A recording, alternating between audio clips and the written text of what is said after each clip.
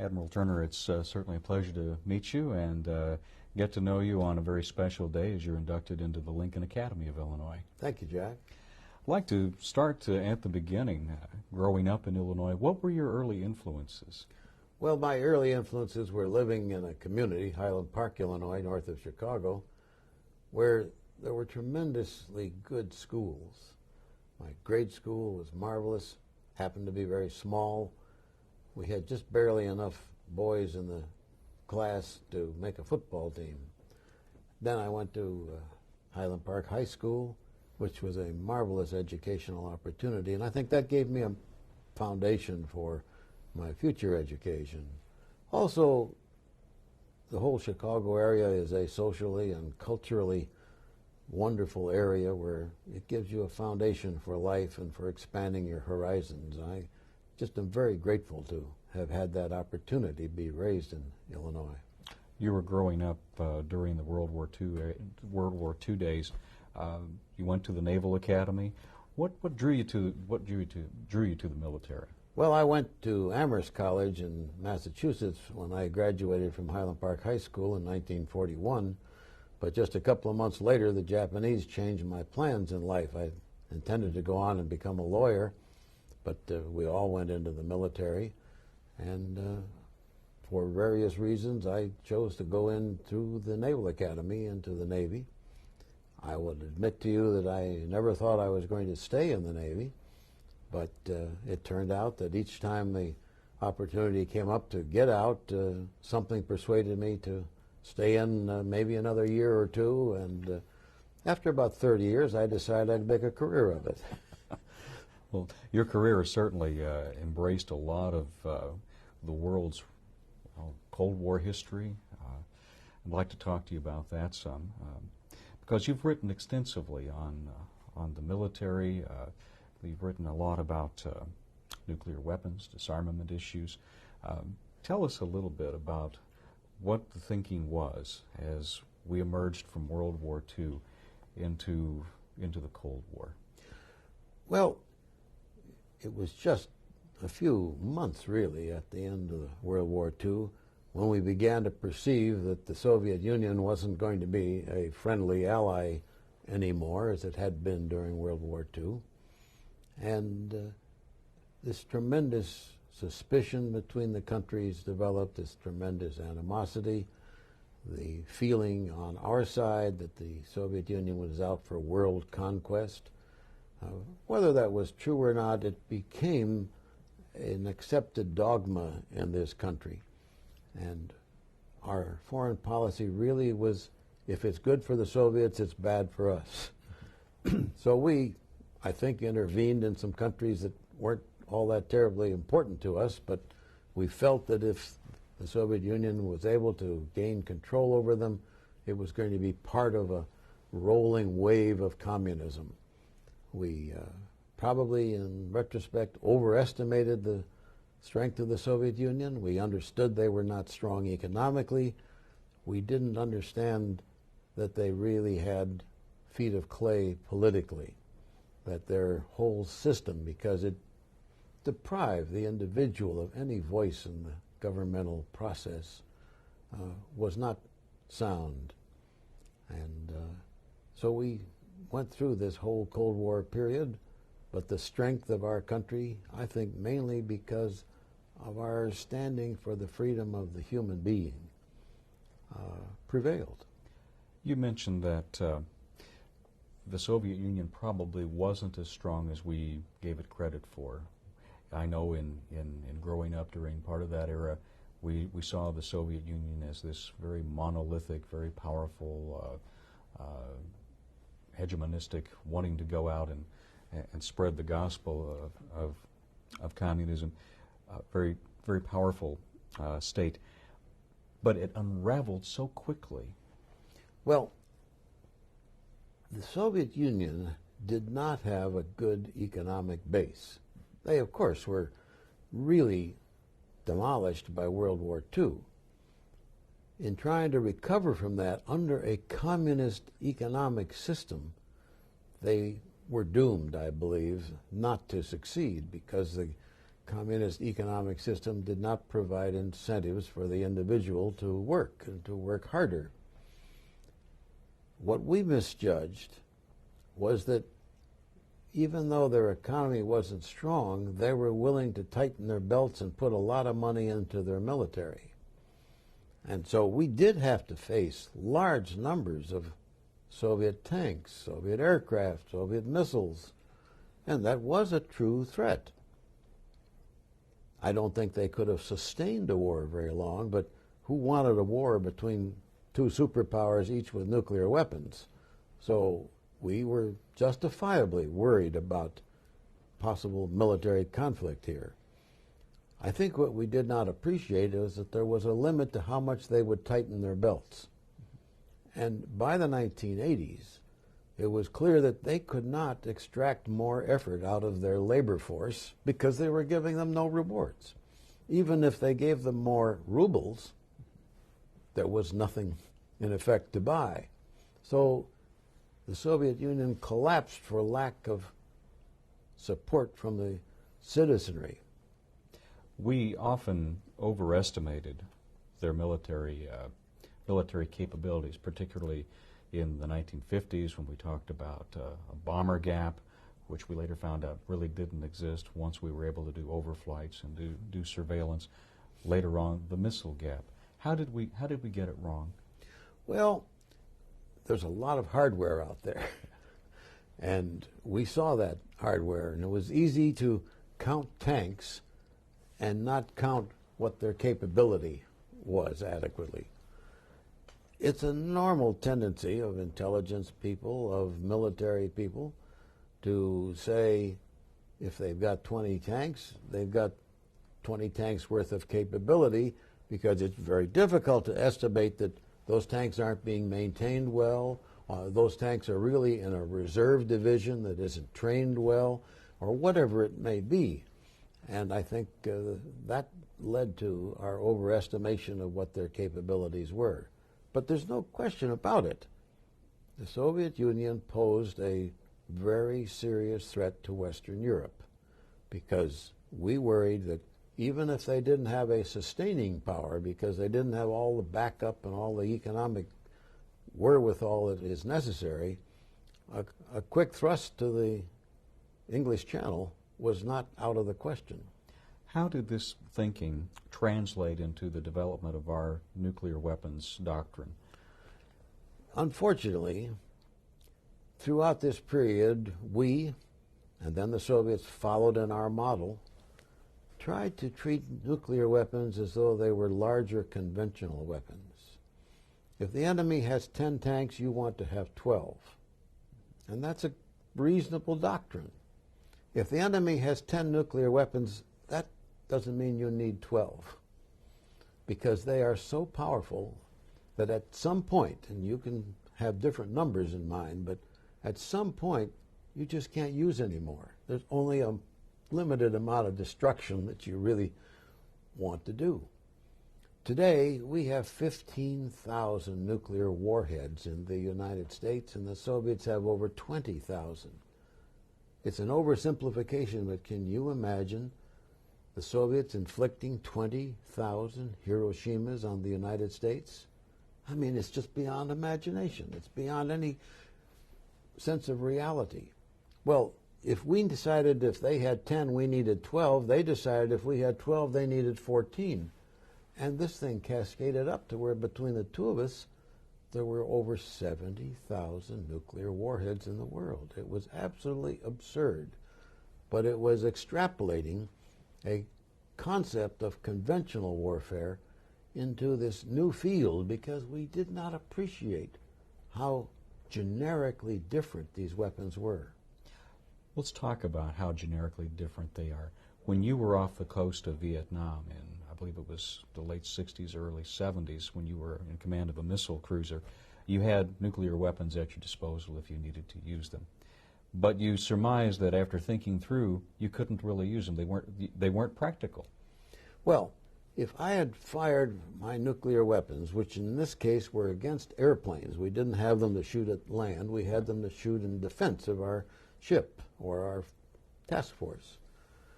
But the electronic impact of detonating a nuclear weapon out there would have just put my radars and all this other electronic equipment out of operation, at least for some period of time. I might have hit down the first aircraft or the first group of aircraft, but I might have just been sitting there totally naked for the next one. Well, the electromagnetic pulse effects, one weapon detonated over a continent could knock out practically everything electronic throughout that hemisphere almost. If you decide that's what you want to do and you design the weapon and place it that way, we estimate that a single nuclear weapon over the center of the United States, I mean, probably right over Champaign, Illinois, would knock out electrical and electronic capabilities all across the country. Not all of them, but lots of them. Why weren't we thinking along those lines? That we talked about using them as deterrents, and there are various and sundry theories on how it worked or didn't work. But why didn't we think of that in practical terms? We certainly tested enough of them. Yes, I think the issue here goes back to politics, because the animosity towards and the suspicion of the Soviet Union was so great that no political leader could stand up and say, I'm going to let the Soviets have more nuclear weapons than we. And although it made no sense militarily for us to keep building nuclear weapons beyond any possible need for them, it was politically impossible to let them best us in any category: economic, political, military. We fast forward now to today. The Soviet Union no longer exists, but yet we still have tens of thousands of nuclear warheads about. The United States has them. Former Soviet states still have them. And of course, new players on the block. You've written extensively about trying to rein this in. Where should we go from here? What's a logical approach? Well, the problem today is that for 30 years we've been trying to reduce the numbers of these weapons, because there's no rational person who thinks 37,000 nuclear warheads between the United States and Russia today is desirable or necessary. Certainly, no matter how you approach nuclear weapons, those numbers are just inordinate. Now, we've tried through a treaty process to reduce these, and we've done well. We've done well in the relative. We have half as many nuclear warheads today as we had 10, 12 years ago. But half is still 37,000, and that's just unconscionable. And we're not going down in the absolute fast enough, because our country is totally vulnerable to having the society just decimated. Not because the Soviets have 20,000 warheads, not because they may someday have 10. It's totally vulnerable at 500. I mean, imagine the 500 largest cities in the United States, each a Hiroshima. Imagine the 50 major cities in the United States, a Hiroshima. And yes, Hiroshima was a small bomb compared with the ones that are aimed at us by the Russians today. So the process of getting down in the absolute to really reasonable numbers is going at a snail's pace. The present program, the best our government has concocted, is a treaty called START II. We began negotiating that 12 years ago. It is still not ratified by the United States Senate or the Soviet Russian Duma parliament. If it is ratified and it is carried out, it'll take this number of 37,000 warheads down to 20,000. That's no significant difference. And it won't do it until the end of 2007, 8 years from now. I say that's just totally unreasonable. What's the alternative you propose? The alternative I propose is called strategic escrow. tomorrow morning, Mr. Clinton calls the commander of our strategic command just to the west of here in Offutt Air Force Base in Omaha, Nebraska. And he says, General, I want you to take 1,000 warheads off of our missiles, and I want you to move them into storage space about 1,000 miles away, 100 or 200 miles away, enough that you can't just move them back quickly. Now, I, Mr. Clinton, am going to invite Mr. Yeltsin to put observers there. They have no authority other than to count what goes in and if anything comes out. We then hope that the Russians will do the same. They may or may not, but they're under a great pressure to do so, because their defense minister announced last October that because they have not been able to afford to maintain and refurbish their nuclear establishment, that within about 10 years they're going to be down to only 500 deliverable nuclear weapons.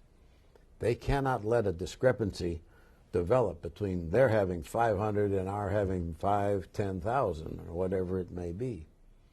So I think they'll come along in time. If they do 1,000 after we do 1,000, we'll do another 1,000. They'll do another. This does not get rid of the weapons. It just makes them not immediately available. If we find the Russians are cheating, we can bring ours back. Mm-hmm. But in a very few years, 3, 4, we could have our 2 arsenals to where there were only a few hundred nuclear weapons actually ready to fire. We go ahead and keep trying by treaties to destroy the excess numbers that are in storage until we get ourselves down to a few hundred warheads all in storage.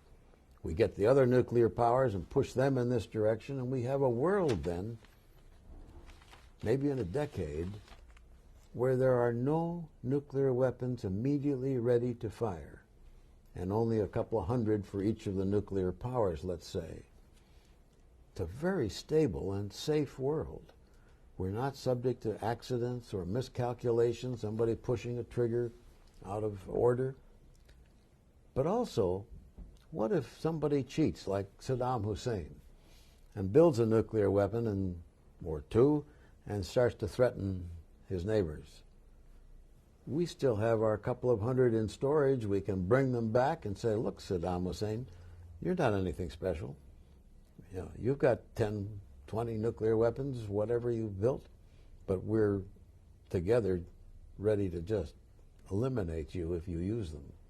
So we now have an insurance against people abusing these nuclear weapons. Even one of those nuclear powers that has them in storage, if they start putting them back together and threatening people with them, the rest of them put them back together and say, come on, look out, you're nobody special. And it's something that by and large we can, through technology, start to ascertain what the situation is. And that was one of the things you worked with when you went to head the Central Intelligence Agency, talking about the spy satellites and the overflight technology that we have. I'd like to talk a bit about your term at CIA. You were called to the post by then President Jimmy Carter. What was the state of the agency in the 1970s when you arrived? Well, in the 2 years before Jimmy Carter took office, there had been 3 major investigations of the CIA, 2 by the Congress and 1 by President Ford. And they'd uncovered some things the agency had done in its past, which were not what I think we want any government agency to do. Now, I think at the time they were done, the American public might well have approved of them because of this Cold War mentality. But nonetheless, by the mid-70s, I think we understood that we were winning the Cold War and we could rein in the CIA. And so they reined it in. But the CIA professionals were really very distraught because they had been soundly criticized by the media of this country. Now, I sympathized with that because I was a military officer, and we went through that same thing during Vietnam. I suspect the students on the University of Illinois campus here in ROTC did not wear their uniforms around the campus because that was the way it was in those days. So President Carter's job and my job was to revive the morale of the CIA, while at the same time undertaking the very difficult task of getting them to accommodate to the congressional demand for greater oversight, for greater insight into what was going on in the CIA. And the professionals in the CIA, very understandably, were quite wary of telling a congressional committee, this is what we're doing with this spy here and that spy there, because spies' lives can be at risk if you tell too much about them, give them any identification. So it was a very difficult time in the CIA's history to accommodate to the law of the country while maintaining our capability to do good, effective spying work. How did you win the credibility that you needed to carry out that goal? Well, you had to be absolutely forward with the Congress. You had to be able to go to the Congress and say, members of this committee, you have asked me a question. I would prefer not to answer that because I'm concerned that it will give away some information about how we collect our data. That is, the identity of an individual, the technical capabilities of a satellite or an electronic listening system. But, ladies and gentlemen, I assure you that you'd be proud of what we're doing and that it's not violating the law, it's not violating a standard of ethics that you would not want us to go beyond. But they've got to trust you. And that's a matter of your personal chemistry with them and how much you have been willing to push the limits so that they have got as much information as you can possibly give them.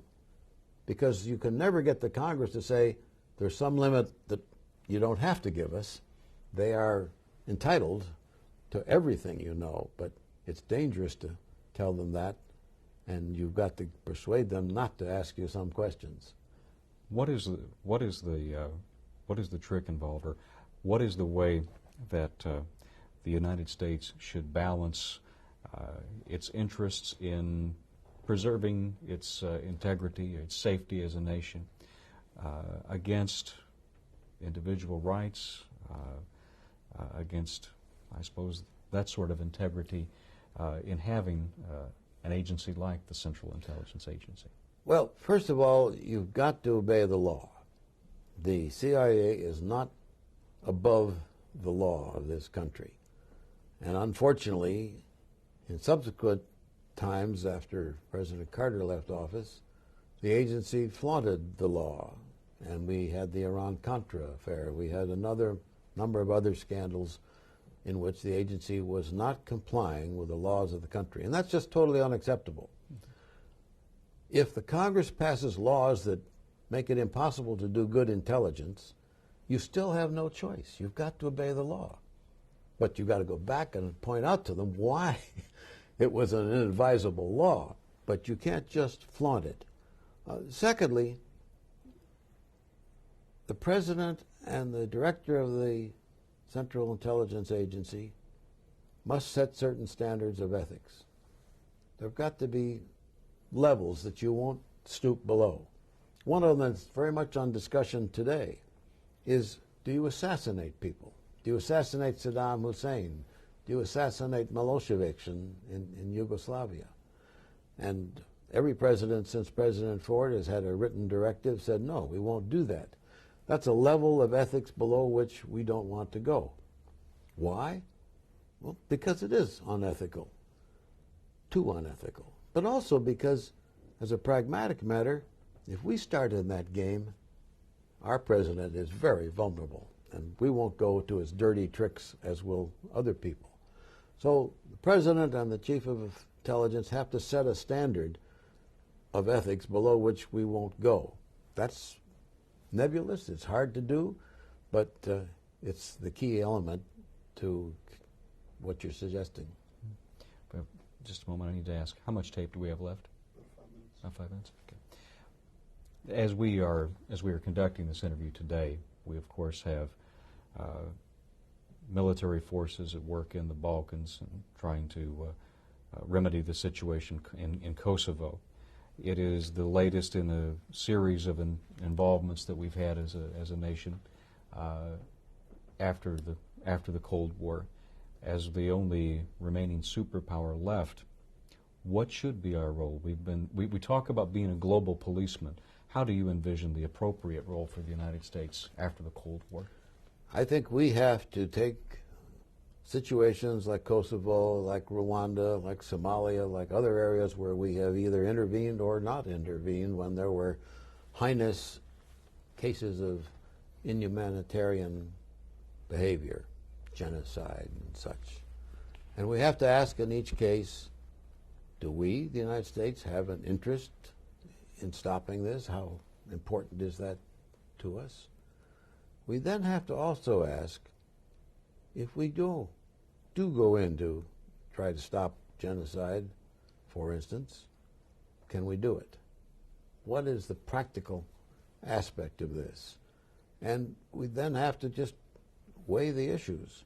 There's lots of genocide going around in the world, besides in Kosovo, and we're not intervening in all of it. So the issue here was, because this is in the Balkans, because this is in the backyard of our European allies, is it that important to us? We have to acknowledge that we're ignoring genocide in Kyrgyzstan, for instance. But we are going to take it on in Kosovo because of its proximity to our other vital interests in Europe. I think that was the argument for going in. The second part of my criteria, could we do something about it, is a lot more questionable in Kosovo. No doubt about that. About 3 minutes left, would you say? Actually less than that. Okay. Need to start to wrap this up. As you look back on your career, and you're still active in writing and researching, what do you think your lasting contribution will be in understanding the way that we conduct ourselves as a military power and as a democracy? Well, I hope that during my time in the CIA, I contributed to the sense of democracy. I believe strongly that we had to find a way to comply with the congressional laws. I found it important also to try to inform the American public more about what the CIA does. You certainly can't tell the inner secrets, but we opened up a great deal during my time in saying, here's what you're paying for. You've got $28 billion a year out there. Now, here, American public, is what we're doing for you with it. Sometimes we miss it, sometimes we make it, but here's the benefit. So I'm very hopeful that my time in government has helped to strengthen the democratic process. Of what are you most proud of and what you've been able to do? Well, what's given you the most satisfaction? It turns out the greatest satisfaction I have is from reforming the Navy's War College. I took a very dull curriculum and threw it out completely when I became president of the War College in 1972. We were involved, as you know, at that time in Vietnam. I was trying to teach these officers to think about, well, what are the pros and cons of our being in Vietnam? If I introduced a course on Vietnam, it would all be emotional. They'd all been there and they'd fought, they'd been wounded. So I introduced a course on the Peloponnesian War of the 4th century BC. The Athenians sent a large expedition way overseas to Sicily, and they took on a minor power, Syracuse. They thought they could beat up on them easily, but they had trouble, so they sent more troops, and they sent more troops, and they finally got beaten, and the people at home got disaffected, and the government was defeated. The students didn't understand at first that they were studying Vietnam in the guise of the Peloponnesian War. And anyway, the curriculum that we built from there on is still there today and has benefited military officers for these 27 years since then, and I'm very proud of that heritage that is there. One question I always like to ask of the Lincoln Laureates is, as a native Illinoisan, what does this award mean to you? Well, it's very touching to be recognized by your home state. It's very wonderful that the state of Illinois has created not a governmental operation, but a freestanding operation to honor its people. And it's a tremendous thrill to me because although I've not lived in Illinois most of my life, I feel my roots are here. I feel the foundation for everything I've done came from Illinois, and I'm very proud of being an Illini. We're very proud of having you here. Thank you. Thank you very much for your time, and best of luck to you in years to come. And it's been very good meeting and talking with you. Thank you, Jack. Thank you.